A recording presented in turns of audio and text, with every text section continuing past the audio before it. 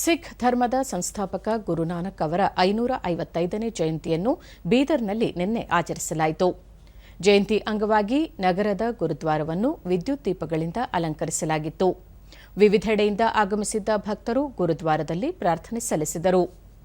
ಸಂಜೆ ಗುರುಗ್ರಂಥ ಸಾಹಿಬರ ಭವ್ಯ ಮೆರವಣಿಗೆ ನೋಡುಗರ ಗಮನ ಸೆಳೆಯಿತು. ಮೆರವಣಿಗೆಯಲ್ಲಿ ಕತ್ತಿ ವರಸೆ, ಕುದುರೆ ಸವಾರಿ, ವಿವಿಧ ಭಜನೆ ಮೇಳ ಸೇರಿದಂತೆ ವಿವಿಧ ಕಲಾ ಹಾಗೂ ಸಾಹಸ ಕಲಾ ತಂಡಗಳ ಸಾಹಸಮಯ ಪ್ರದರ್ಶನ ಆಕರ್ಷಣೀಯವಾಗಿತ್ತು.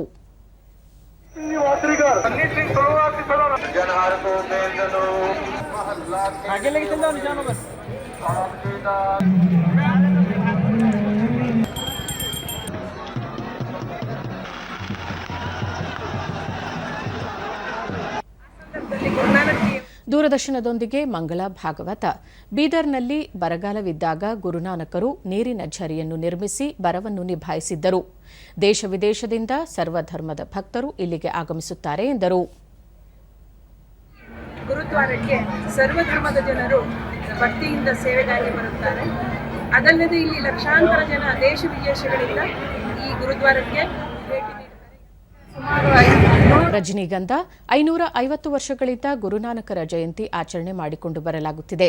ಇಲ್ಲಿಗೆ ದೇಶ ವಿದೇಶಗಳಿಂದ ಭಕ್ತರು ಆಗಮಿಸುತ್ತಾರೆ. ಅಲ್ಲದೆ ಅನೇಕರು ಕಾಲ್ನಡಿಗೆಯಲ್ಲೂ ಬರುತ್ತಾರೆ ಎಂದು ತಿಳಿಸಿದರು. ಬಹಳ ಶ್ರದ್ಧಾ ಭಕ್ತಿಯಿಂದ ಇಲ್ಲ ದೇವರ ದರ್ಶನವನ್ನು ಮಾಡುತ್ತಾರೆ. ನೋಡ್ಲಿಕ್ಕೂ ಇಂದ ಬೀದರ್ ಒಂದು ಹಬ್ಬದ ವಾತಾವರಣ ಆಗಿದೆ ಅಂತ ಹೇಳ್ತಾ ಇದ್ದಾರೆ.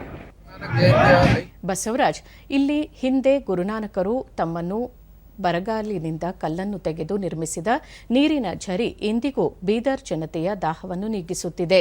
ಈ ನೀರನ್ನು ಕುಡಿದರೆ ರೋಗ ರುಜಿನಗಳು ನಿವಾರಣೆಯಾಗುತ್ತವೆ ಎಂಬ ಪ್ರತೀತಿ ಇದೆ ಎಂದು ಹೇಳಿದರು. ಅಲ್ಲಿಂದ ನೀರು ಪ್ರಾರಂಭವಾಯಿತು.